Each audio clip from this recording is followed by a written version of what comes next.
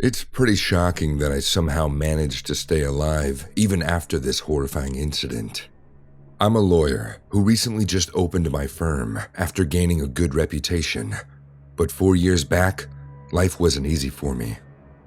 I came from a very needy family where my mom had to work 2 jobs and part-time on weekends to raise 3 kids. My dad was a drug addict who got sentenced to life imprisonment for murdering his boss. My elder sister, Shelley, followed my father's footsteps and left home at the age of 14 with her crackhead boyfriend. We never heard from her again.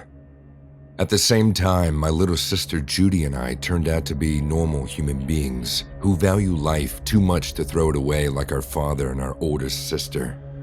After finishing high school, I finished college with a full scholarship. Thanks to God, I happened to be a good student. Judy also got a job in the preschool as a teacher, and our mom, who never had a peaceful life, finally had a peaceful death, knowing that 2 of her children did well with their life. Judy and I see each other on holidays, but somehow we grew apart with time.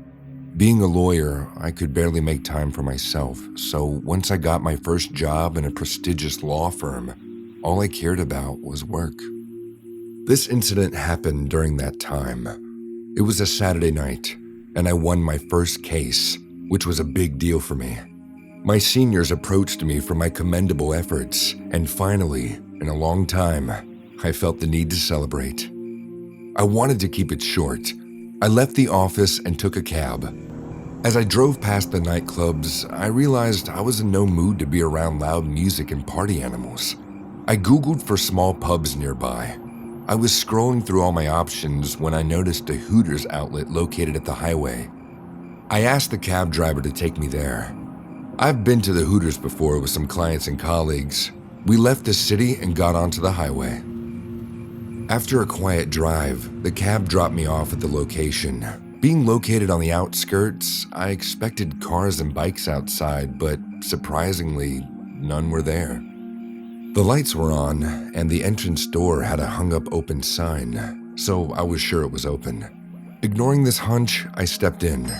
If I had taken that sign seriously back then, my life would have been different. That's why people say you should trust your instincts. Stepping inside the restaurant, I got even more surprised. The place was in full swing. Men were drinking beers, laughing and flirting with the beautiful Hooters girls. No one could tell from the outside that there were so many people in here.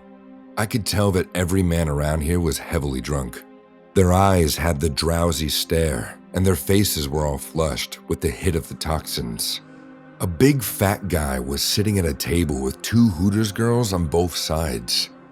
I've been to many Hooters, but something about this one seemed weird. I sat down at the bar and ordered a beer and some chicken wings for myself. 3 rows beside me, a bony drunk guy was sitting with a zoned-out face and staring at the beer mug. He observed the brewing bubbles inside the glass mug and smiled on his own. I watched him doing all these drunk stunts when a sweet voice talked to me. "Hi, handsome." I turned around and saw a blonde Hooters girl standing beside me, holding my beer and chicken wings on a tray. The Hooters official uniform accentuates her figure in all the right places. I've never been a flirt, but there was something in the way she looked at me that I couldn't shake her off. When she realized I was taking too long to answer her, she let out a teasing chuckle and said, "Did the cat catch your tongue, handsome?" No.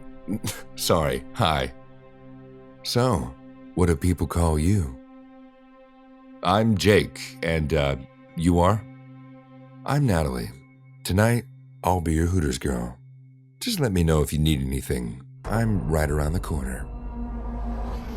She placed my order on the table and gave a heart-wrenching smile before walking away. This all felt so unexpected to me. I mean, people occasionally flirt in Hooters or any pub, but she was going completely out of line. I was stunned to see that she had no fear of drawing creeps to her with such attitude. I was feeling very hungry, so I concentrated on my food. The chicken wings were amazing, and the beer tasted strong. I don't drink much, but anyone could tell those normal beers don't taste like this. I was about to shove the last piece of chicken wings in my mouth when I overheard a conversation. It was that bony, drunk man sitting at some distance talking to another beautiful Hooters girl. I think I should go home now. I'm drunk. My wife will be angry. But what about all the fun you're having here? Won't you miss that? Yeah, I will. But it's been 2 days I'm here. You're so funny. You've only been here for hours. You're so drunk, mister. Are you sure? Yes, I am. Come on, come here with me. I've got something special for you. The man got up and followed the girl like her pet dog. What made me worried was him saying that he was here for 2 days. Was he telling the truth? But how could that be? I mean, he is obviously too drunk to realize what the hell he was saying. I ignored this and decided to have another beer. I live alone, so there was no rush to go home. My eyes kept on searching for Natalie when I heard chaos. The fat guy sitting at the table with the 2 Hooters girls has now got up from his seat. He could barely stand when I saw Natalie walking up to him.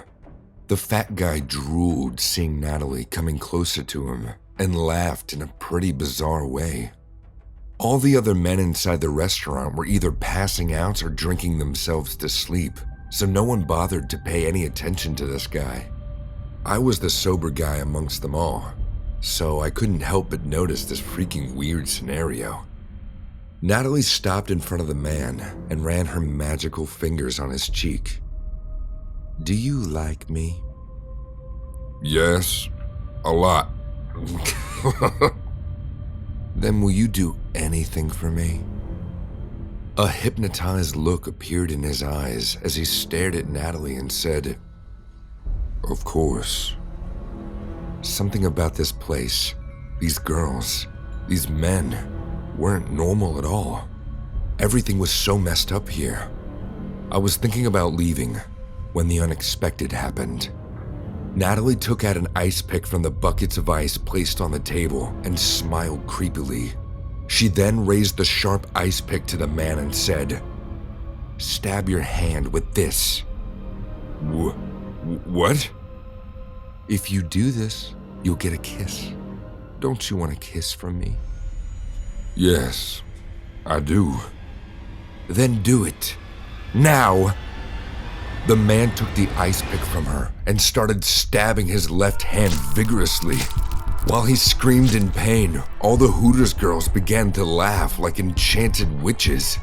There was something in their accumulated laughter that made my bones chill. A cold rush of fear made my heart beat faster. What is this place? Who are these girls? Slowly, I realized that every man here was intoxicated. Something in that beer made him forget everything and believe that he was having a great time here. The fat guy was bleeding terribly, and no one tried to help him. All the other men didn't even notice, and the girls just laughed hysterically, like they were watching a comedy show. Taking advantage of this, I ran to the exit door, but I found it locked. Where do you think you're going, handsome? I turned around and saw Natalie standing behind me. There was no beauty in her face. She looked ferocious, like a predator. Please, let me go. But why do you want to leave now? The party has just started. We're going to have so much fun. I noticed a big rusty key attached to her waist, and I didn't waste a second more. I punched her hard in the face and made her tooth fall out. She screamed like a hyena and fell to the ground, holding her jaw. I snatched the key from her, took the one opportunity, and unlocked the door. I could hear the Hooters girls screaming and running towards me like a hungry wolf pack, but I ran for my life. I ran and ran until their screams faded away. I can't explain how I reached home that night, but I remember paying $100 to the truck driver who gave me a lift on that highway. He was probably stunned. He had no idea what a huge help he did for me. I wanted to go to the cops and take them to that sick Hooters outlet, but I'm scared that I might not come back alive if I go there again. Those girls were messed up more than any scary horror movie.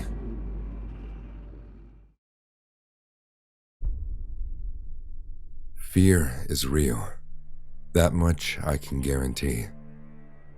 After a couple of low-paid, inferior jobs, I was on the verge of living in the streets. I was about to call my dad for some money when my roommate Kathy said, "You know, Hooters is taking new girls. You can easily get the job. But let me tell you, at times, you might cross paths with some creeps." As a woman, I do that quite often. Are you sure? Yeah, the girl who works with me in the department store told me yesterday. I think you should give it a try. I heard they pay well. Taking her advice, I went to the Hooters outlet the next day. It was a pretty secluded area adjacent to the woods. The long highway stood like a pathway to another world. Even in the daylight, the area was pretty stranded. I went in and saw two men doing maintenance work and a man in his late 50s watching them with a strict eye. Seeing me walk in, he looked at me and scanned me from head to toe. "Yes? My name is Olivia. I heard you were in search of employees." "Hooters girl." Sorry? "I'm looking for another Hooters girl. Where do you stay?" 2 blocks away." You can go home with Riley then." "What?" "There are rules here. 1. Always wear the uniform during shifts. 2. Make the customers feel comfortable. And 3. Never go home alone after work. You can start from tomorrow." "Thank you so much. I needed this job." "Pick up a set of new uniforms from the shelf in the corner, and don't be late." The owner was a blunt and cut-to-the-chase guy, so I picked up my uniform without any more delay and left. I knew that the only reason he selected me was my physical features, which did make me uncomfortable, but beggars can't be choosers. The next day, I arrived at Hooters, all decked up. 3 other girls were standing inside the restaurant, getting ready to receive customers. I walked to them and introduced myself. They were all nice to me. They gave me tips on how to handle creeps and pushovers tactfully. I asked them where Riley was, to which they replied she's on leave today. Once the door sign changed to open, various kinds of people started to come in. The restaurant got filled with people. We started serving drinks and food while keeping a charming smile on our faces. Though most customers behaved nicely, there were some creeps indeed. A guy was flirting relentlessly with all of us. Whenever someone went to his table, he would compliment our body and call this place heaven repeatedly. My coworker Samantha was a smart girl. Instead of going into any argument, she got that man hella drunk so that he kept quiet for a while.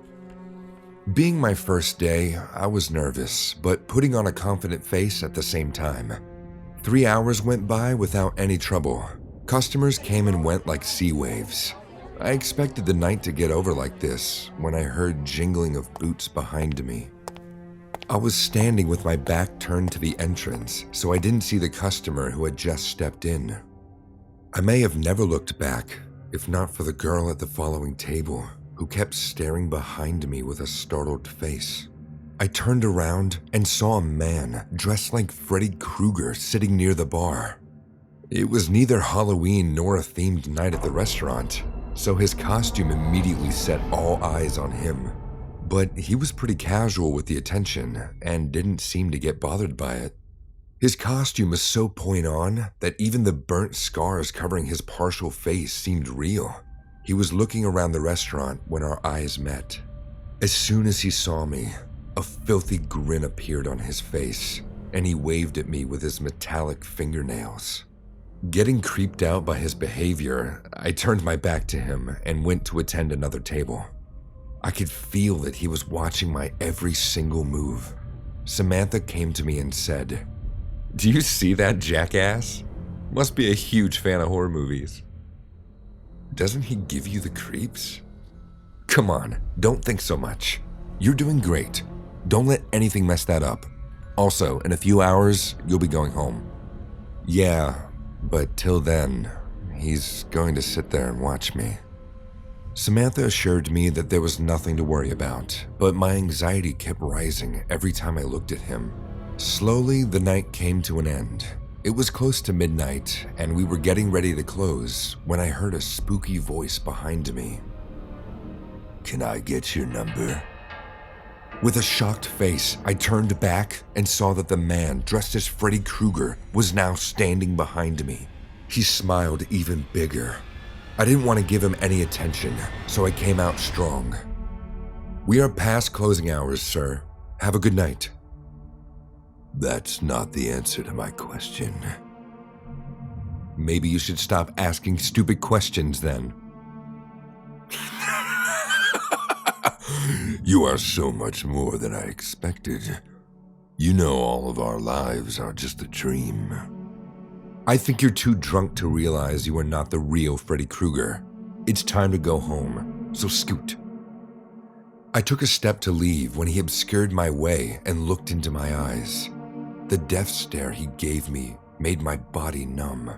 His smile faded, and furious anger took over his face. He then leaned on my face and said in a chilling voice, "This is not over yet." He walked out, and I sat down on the chair, covered in sweat. Samantha gave me a glass of water and told me to report the owner about this guy immediately if he comes tomorrow. We all wrapped up and left for home. Samantha gave me a lift to the next block and then went on her way home. She lived in the opposite direction, so I had no other choice than to walk home by myself. It was a 10 to 12 minute walk, but it felt like a lifetime that night. The streets were empty. A stray dog barked at some distance and then disappeared behind the bush. The silence around me was so haunting that I was getting scared hearing my own footsteps. I was halfway through when I heard a cackle. Turning around, what I saw still gives me nightmares. The man in the Freddy Krueger costume was running at me at full speed, raising his sharp metal claws like a deranged psychopath. I screamed at the top of my lungs and started to run for my life. The fact that he followed me all this way was enough to incline that he wanted me by the hook or the crook. He was laughing like a maniac, enjoying my fear. I was wearing heels, which is why it wasn't easy to increase the pace, but I also didn't have the time to take my shoes off. I knew that if I stopped, he would catch me, and if he catches me, he will shred me into pieces. I dialed 911 while running, not knowing where I was going. But before I could make the call, a huge rock hit me hard on my wrist, and I fell to the ground, breaking my leg. I fell so dangerously that my broken bones sprung up underneath my skin. It was a horrible scene to see a bone of my body coming out like that, and the pain was excruciating. The man laughed and stopped in front of me as I suffered lying on the ground.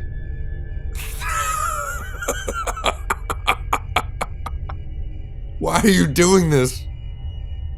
"Told you, life is just a dream, but you didn't listen to me." "Look, you wanted my number, right? Fine, you can have my number." "See, that's why skinny witches like you get treated like this. You silly girls, don't listen the first time.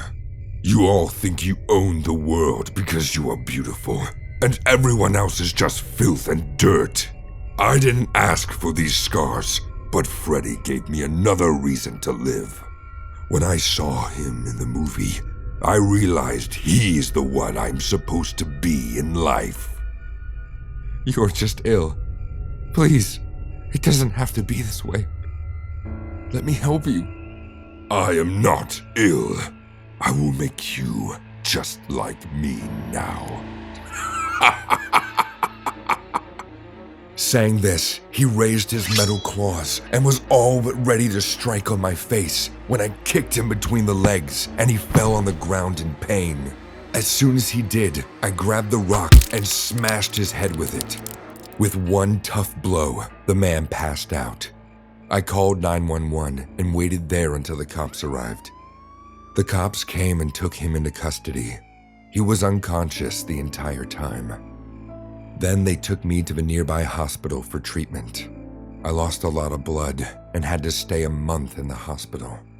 The man is now behind bars, and I hope he never walks free.